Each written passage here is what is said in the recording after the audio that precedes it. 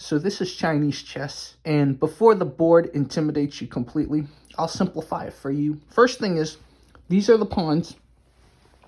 They're called soldiers, and unlike international chess, the pawns, once they cross this thing called the river, capture sideways and forward instead of diagonally. So no diagonal capture, instead sideways and forward once they cross the river. These are called elephants.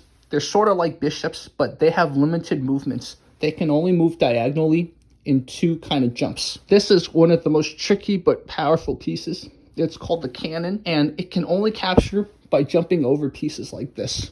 So this is a very unique piece. This is the horse, the knight. The difference is the horse gets its initial movement blocked, unlike the knight, which can jump over pieces.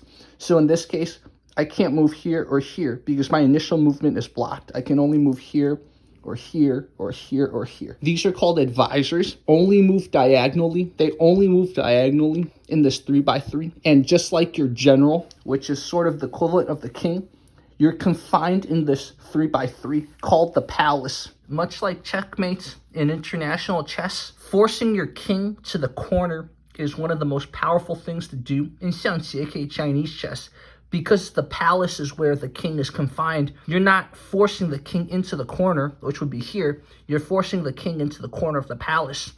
So this soldier, aka pawn, is achieving trapping a Western king in the corner would be doing. So now that we have the initial conditions, let's look at this endgame and explore a concept that also exists in Western chess. In fact, it's not just one concept. There's probably 3 concepts in here. And that's why I really wanted to make this video, because by studying the same concepts in a slightly different context, I'm sure it'll help me and anyone watching perform them better in regular chess or international chess. It is red's move, but I want to do something that has helped me a lot when thinking about endgames and in general stepping into a mid-game or opening and playing immediately. Think about what the opponent can or should do if the opponent were given this move instead of you. Now here is the rook, aka the chariot, and so let's explore its line, its vision. It captures the same exact way that the Western rook does. So it can potentially capture this soldier, right? But the soldier is being protected by the cannon and the rook. Now, look down here. It's protecting this soldier, and this is where the forcing move comes from. Where is your king? Your king is stuck on the corner of the palace, so that is like being stuck in the corner in Western chess. It is currently trapped. It can't move up, and it can't move this way, because if it moves this way, it'll get captured. If it moves this way, there's 2 ways it can be captured. And it can't move this way because it's stuck in the palace. What's likely the next move of your opponent if he were given another move? Right here, this would be checkmate. Why would this be checkmate? I have no pieces that can capture this. I have no pieces that can get between this, and I can't escape in any way. So this is the only logical move if you're playing to win. So now that we know that the opponent wants to go here, next move, let's think backwards. This is where the concept of checks, captures, and threats comes in. It's a concept that you learn playing Western chess. In this case, because we're about to get checkmated the next move, we have to perform a check. That's the most forcing, and it directly targets the king, aka our opponent can't checkmate us the next move. So we have to explore what type of forcing checks we have. So right off the bat, we have 2 checks I could see. We got this one right here. So I would be checking him here. I could go here. I'd be checking him this way. Or I could move my rook down here, and I check him this way. So this check is promising because it does divert this, and that gives me an extra move tempo, and I could potentially go here. But the issue is, look here. This is what prevents this check. This elephant, aka bishop, will just go down there. I don't have enough time to get my horses, aka my knights, up to perform more checks. So unfortunately, that is not forcing enough, knowing that we're about to get checkmated next round, which we've already mentioned this already. That's why this doesn't work either, because here, yes, look, I'm targeting him, So he's forced to go here, but look at this.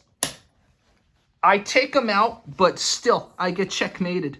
So that still isn't forcing enough. There's no piece in between for my cannon to flip over to capture this. So this leaves us with this move. In Chinese, this is called 孔明借箭.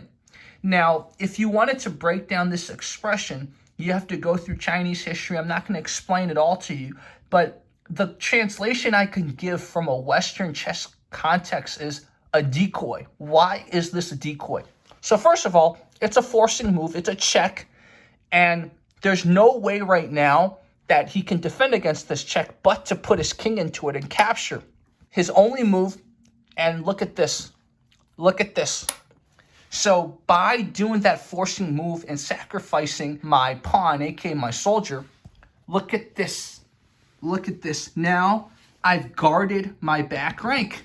So if he tries to go down here, I can capture with my chariot, aka my rook, and I've protected myself from being checkmated. So a lot of times in chess, it's not just one concept, it's not just one tactic coming into being. Yes, this is a decoy, but a lot of you have probably realized watching this, for those of you who play chess or Chinese chess, aka Xiangqi, this was also a double attack, and it was also a discovered attack. So let's look back at the board. Look at what I do when I go here. I'm also attacking. In fact, this is actually a triple attack. I'm attacking here and using my cannon to attack. But it's a discovered attack because this was blocking the sight of this. And now by going here, I'm checking and I'm attacking. If you capture here, you lose. There's nothing else you can do. You are forced. That's why this is a forcing move. You're forced to capture, which prevents me from getting checkmated down here. So now you ask, how do you end the game and checkmate the king now that you're up in tempo and in pieces? Well, that's something I still need work on because I just started studying this, so I don't know the best checkmate patterns yet, but at least I saw the forcing move and how you can apply some of these concepts you learn in Western chess to Xiangqi, aka Chinese chess. If you guys enjoyed this exploration, let me know. I will have a lot more of these because, again, the more patterns you can see and spot, the more it's going to help you whatever game you want to play. So thank you so much for watching. A lot more to come. Leave a comment. Let me know, how do you use double attacks or discovered attacks or discovered checks or forks, any of the tactics that no matter at what level you're always exploring with whether Western chess or Chinese chess or any other variations. Okay, guys, talk to you soon.